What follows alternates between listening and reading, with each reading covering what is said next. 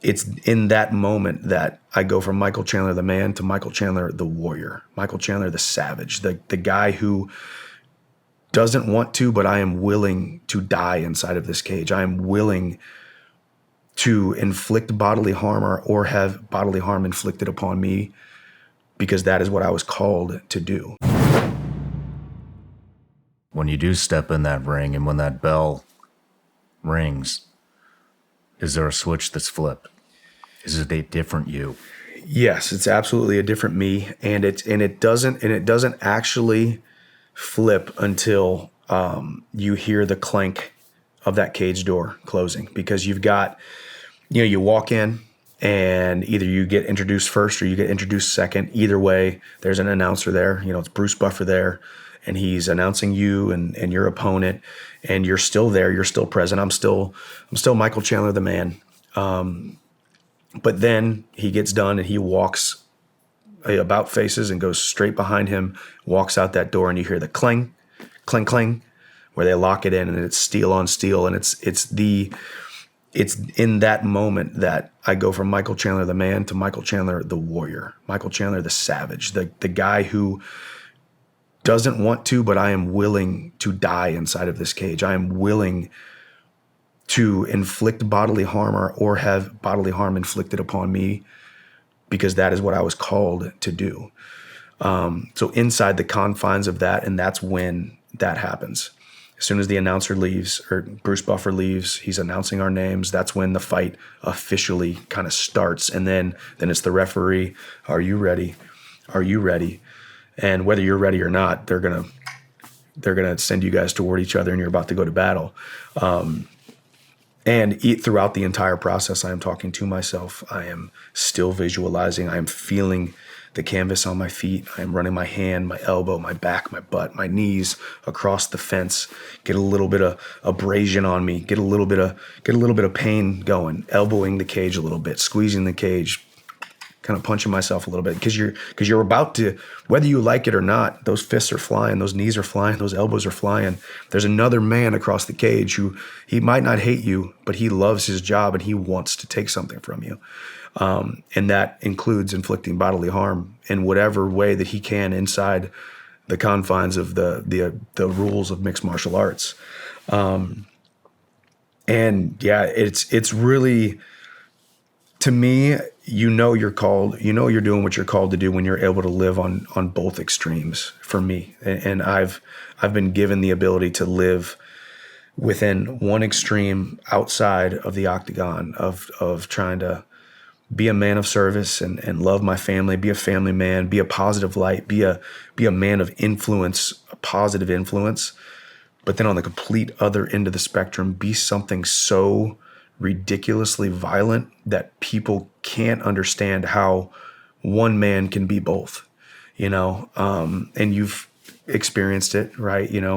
It's something that few are called to do. I think a lot of us have it in us, that it never materializes, but few are able to capture it and take it and use it for good. And I think as soon as the cage door opens again, clank, clank, clank, and the fight is over, I'm able to, limp out and go kiss my wife and get my paycheck and go back to normal. And truly, win, lose, or draw, every single time those have been some of the best moments of my life, because after you get done with that crazy chaos, and you're able to just let your guard down and just be normal again, you've just experienced something so crazy that we were called to do. We were called for so much more.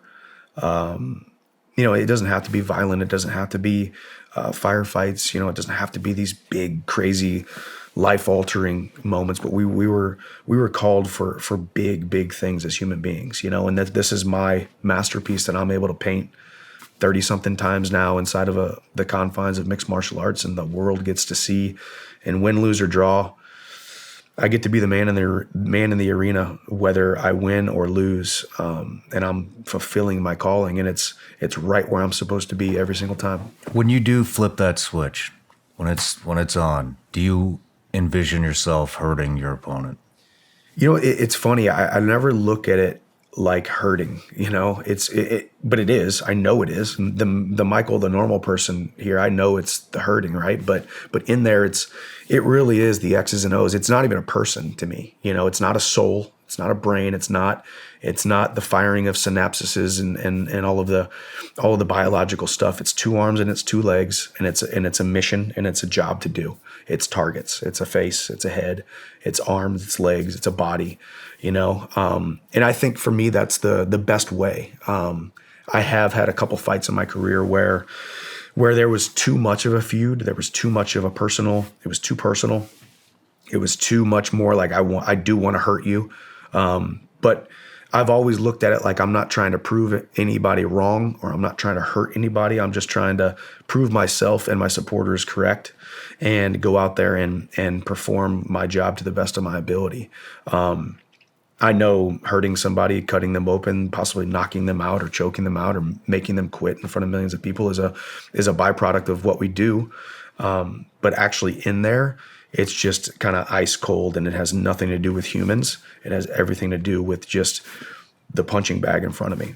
Very similar. When you say it's just two arms and two legs, there's no soul, it's not a human, it's a very similar mindset. Right. As to what a lot of us get into. And have you ever seen this documentary, The Smashing Machine, with Mark Kerr? I have not, but I know they're coming out with a movie, correct? Are they really? Yeah, I think they're coming out with a movie. I think The Rock is playing the lead. Well, I watched that documentary probably 20 years ago, damn close to it. And that documentary, it's one of my favorite documentaries of all time. And at the very beginning, Mark Kerr is talking about, kind of his mindset in the middle of a match and in the middle of a fight. And he's discussing, he's basically saying, what are you willing to do to win? Are you willing to dig your finger into a cut and pull it open a little bit wider, to get that win? And he's talking about the what it takes, to win. And so I'd like to see what you have to say. What are you willing to do to win? I mean, it was so descriptive and so real. I mean, I must have watched that part 100 times because I'm like, man, this guy he gets it.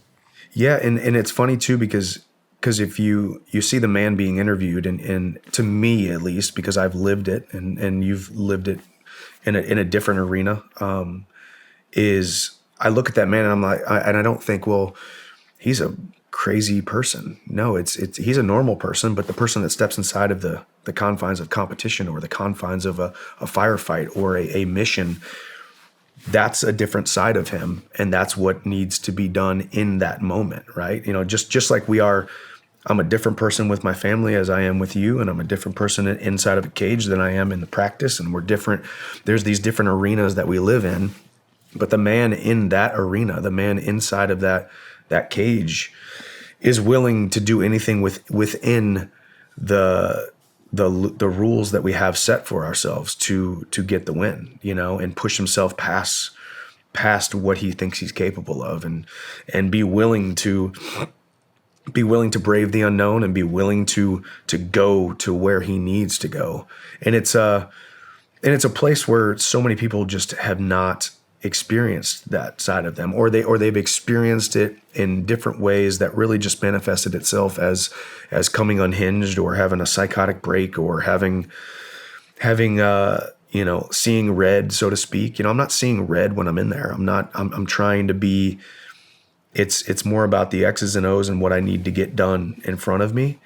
But I know, it's the overarching theme to believing in yourself and having self-confidence is the trust that we have with ourselves, and making promises to ourselves and keeping those promises at whatever cost it needs to be. I trust the man who steps inside of that octagon. I trust him.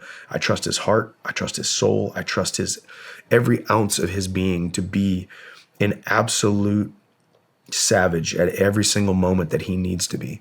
Just like I trust myself to be soft and sweet and kind and loving to my family when I'm in the confines of my home, right?